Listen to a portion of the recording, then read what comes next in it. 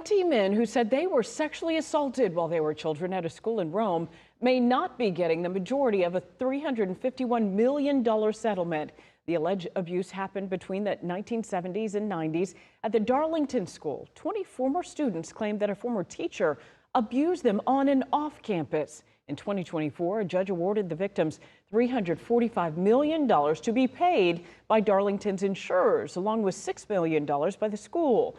A Georgia appeals court has now overturned the settlement for the insurers. The victims' attorneys plan to appeal to the Georgia Supreme Court.